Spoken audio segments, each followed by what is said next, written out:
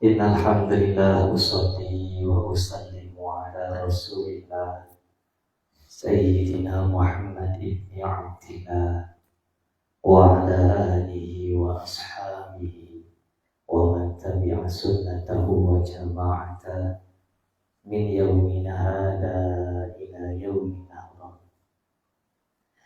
Allahumma salli ala sayyidina Jibril wa sayyidina Mikail wa sayyidina Israfil wa sayyidina Israil wa hamalatil arsy wa ala malaikatil muqarrabin wa ala jami'il anbiya'i wal mursalin sallallahu wa sallamu alaihim ajma'in. Puji dan syukur kehadirat Allah Subhanahu wa taala. Alhamdulillah kita masih bisa melaksanakan kegiatan-kegiatan yang mulia di hari ini. Menjelang berbuka puasa Ramadan, marilah kita sama-sama memetik sebagian hikmah, keistimewaan, keutamaan daripada bulan suci Ramadan. Salawat dan salamnya semoga tetap tercurahkan kepada junjungan alam kita, yaitu Nabi besar Muhammad Sallallahu Alaihi Wasallam. Semoga kita semua dinahdiakan, dibangkitkan menjadi umat-umat Rasulullah Sallallahu Alaihi Wasallam. Allahumma salli ala sayyidina Muhammad salatan turaghibu wa tunashitu wa tuhammisu biha jihadiyya wa ila idil Islam wa tuhammisu biha jihadiyya wa ila idil Islam wa idhari sya'iri ala tariqati jam'iyati nahdlatil ulama wa idhari sya'iri ala tariqati jam'iyati nahdlatil ulama wa ala alihi wa sahbihi wa sallim wa ala alihi wa sahbihi wa sallim. Allahumma sholli wa sallim wa barik alaihi. Yang terhormat para panitia, sahabat NU, yang mudah-mudahan kita semua dinahdiakan ketakwaan kita di hadapan Allah Subhanahu wa taala. Alhamdulillah, lewat barokahnya NU, walaupun di bulan Ramadan kita tetap tidak terputus dengan yang namanya mengaji. Sebab Imam Syafi'i pernah marah.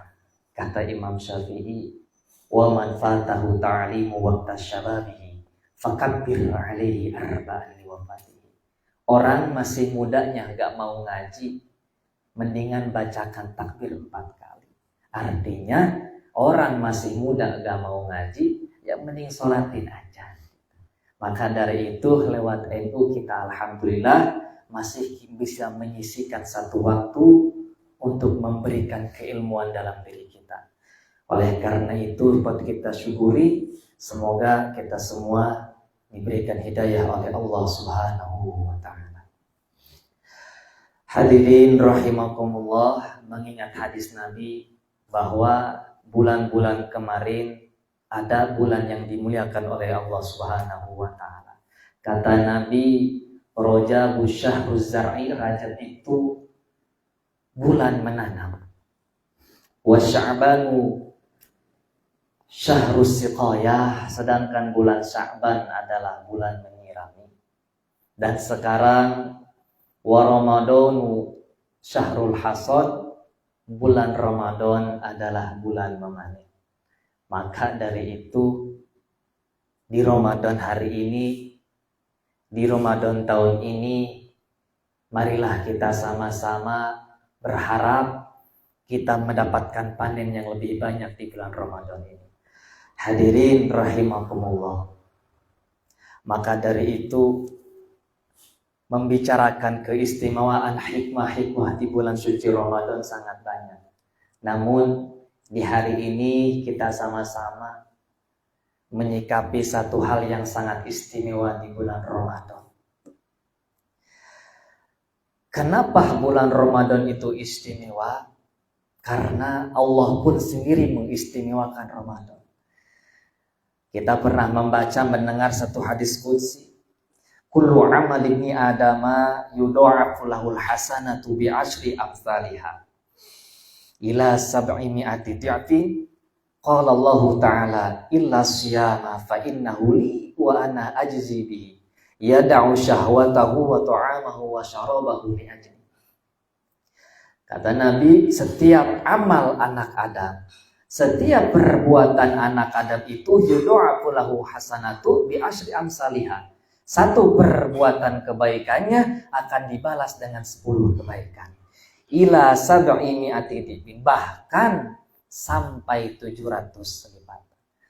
Kemudian Allah mengecualikan illa siyama fa innahu li, kecuali perbuatan berpuasa, kecuali amalan berpuasa. Fa innahu li, sebab amalan berpuasa itu tanggung jawabku, kata Allah. Wa ana ajzi bihi, dan aku yang akan membalas dengan pahala puasa. Maka dari itu pahala puasa itu ya khusus ditanggung jawabkan oleh Allah Subhanahu wa Ta'ala. Maka dari itu seandainya jika kita melihat seorang karyawan mendapatkan gaji dari mandornya, mungkin bisa mendapatkan gaji hanya sesuai dengan kadarnya, hanya sesuai dengan prosedurnya. Tapi beda jika bosnya yang langsung memberikan gaji untuk karyawannya, bisa jadi itu tanda adanya THR. Artinya tanda akan memberikan gaji plus dengan keistimewaannya. Maka dari itu amalan ibadah di bulan suci Ramadan sangat diistimewakan oleh Allah Subhanahu wa Ta'ala. Maka dari itu semoga puasa kita menjadi puasa yang memiliki nilai plus di hadapan Allah Subhanahu wa Ta'ala. Dengan syarat, kata Allah, yada'u syahwatahu, dia mencegah syahwatnya, wa ta'amahu, dan dia juga mencegah daripada makan, wa syarabahu, dan dia juga mencegah daripada minum, min ajli, dengan mengharap ridhonya Allah Subhanahu wa Ta'ala. Maka dari itu kita patut syukuri Allah memberikan mekanisme untuk mudah memperdekatkan diri kita di hadapan Allah lewat puasa suci Ramadan. Hadirin rahimakumullah, keistimewaan di bulan suci Ramadan ada yang namanya sholat tarawih.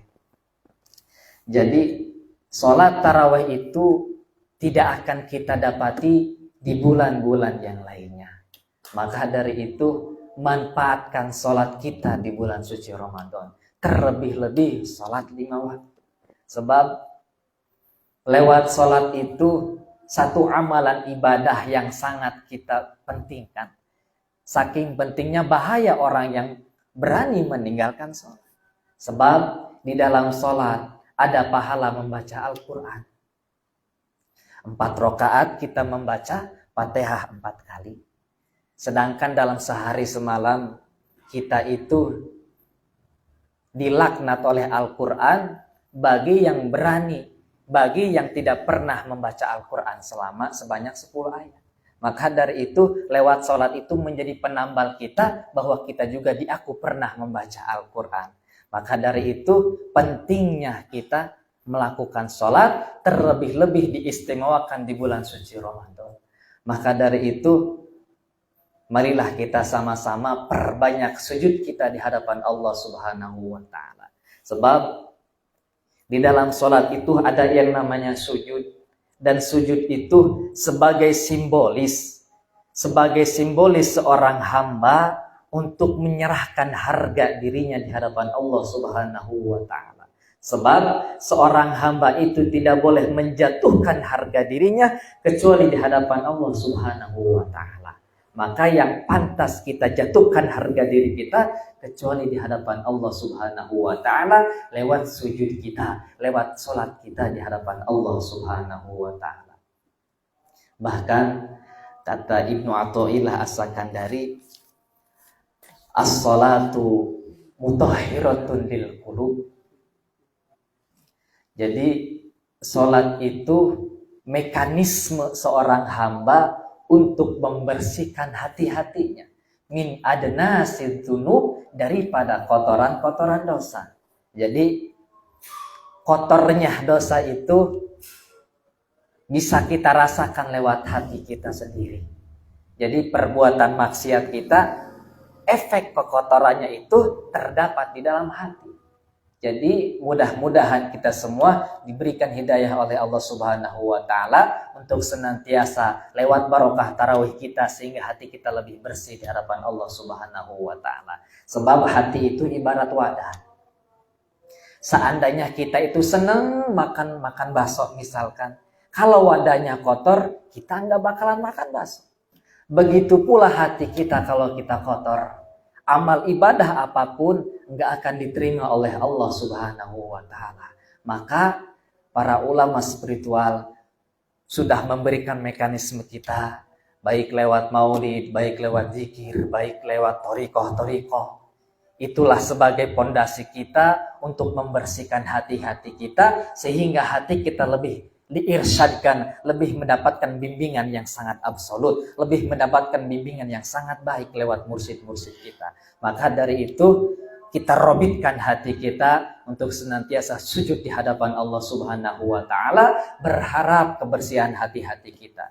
Semoga amal ibadah kita lewat sholat kita menjadi lebih bersih di hadapan Allah Subhanahu wa taala. Bahkan kata Ibnu Athaillah juga wastiftahun minal guyub. Jadi sholat itu akan dapat membuka tabir-tabir ilahiyah di hadapan Allah Subhanahu wa taala, sehingga yang tidak bisa diketahui oleh halayak biasa, bagi orang yang sudah mendapatkan kebaikan, bagi yang sudah mendapatkan hakikat di dalam sholat, dia akan mendapatkan pintu-pintu kegaiban di hadapan Allah Subhanahu wa taala. Bahkan uniknya sholat itu, kata di dalam kitab Hikam, wa ma'dinu musofati. Jadi salat itu sebagai tempat bercengkrama seorang hamba di hadapan Allah Subhanahu wa taala. Sebab salat itu wa mahalul munajah, tempatnya mengadu, tempatnya berhadapan. Maka dari itu jadikan salat kita sebagai pengaduan kita, sebagai bercengkrama kita bersama Allah Subhanahu wa taala. Setelah itu wastusraku biha syawarikul anwar. Orang yang sudah mendapatkan manisnya salat, orang yang sudah merasakan asarnya salat, wastusraku biha syawarikul anwar, dia akan mendapatkan cahaya ilahiyah di dalam batin hatinya. Maka dari itu perbanyaklah kita sujud di hadapan Allah Subhanahu wa taala agar keistimewaan di bulan suci Ramadan ini kita bisa dapatkan lewat sujud kita bisa dapatkan lewat tarawih kita bisa dapatkan lewat sholat 5 waktu kita, agar sholat itu menjadi cahaya di dalam batiniah kita. Amin, amin ya Allah, ya Rabbal Alamin. Sebab orang yang berani meninggalkan sholat, terlebih-lebih sholat 5 waktu itu, hinaannya sangat besar.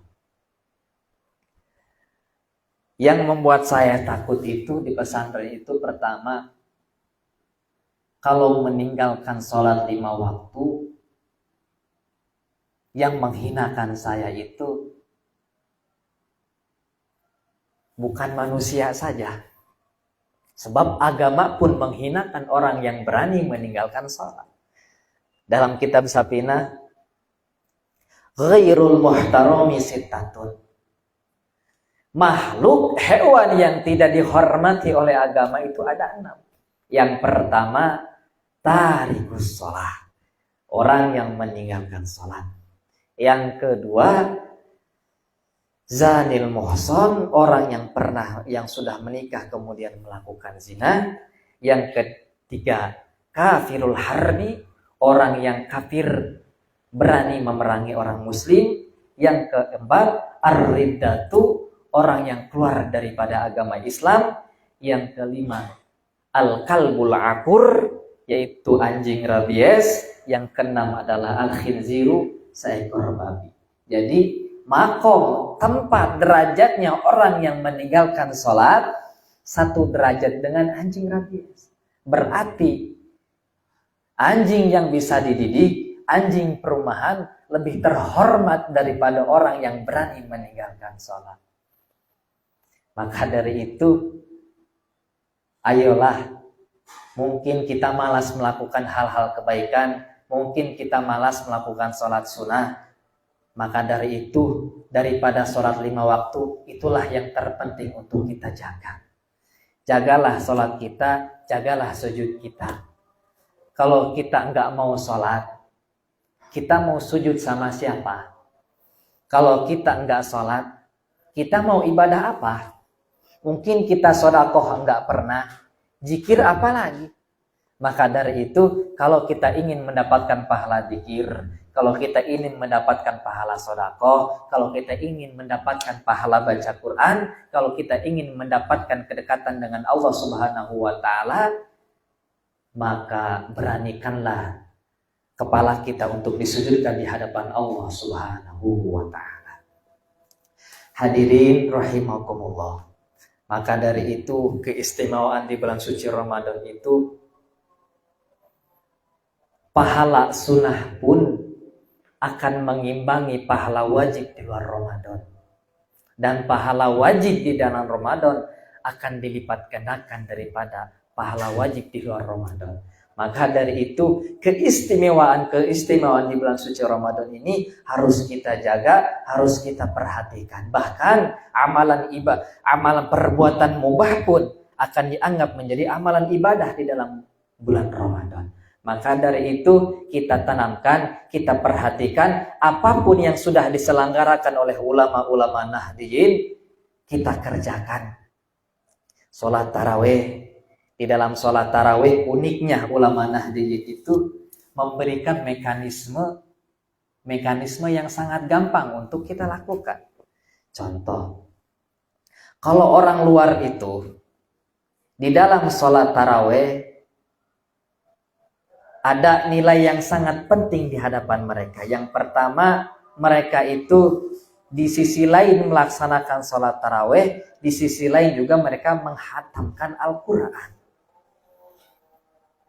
Berhubung wajah-wajah kita ini wajah-wajah kulhu, jadi ulama Indonesia termotivasi dengan hadis Nabi bahwa orang yang membaca kulhu 3 kali sama dengan membaca Quran sepertiganya. Maka dari itu mekanisme ulama Nahdliyin itu hebat. Jadi biasanya kan 15 hari pertama, surat pertama Al-Kautsar, surat keduanya Kulhu, kemudian rakaat keempatnya yang pertama Wal Asri, surat yang keduanya Kulhu.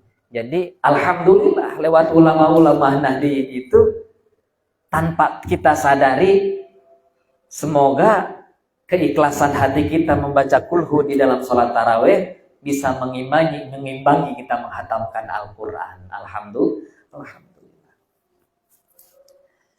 Cukup itu ya? Udah.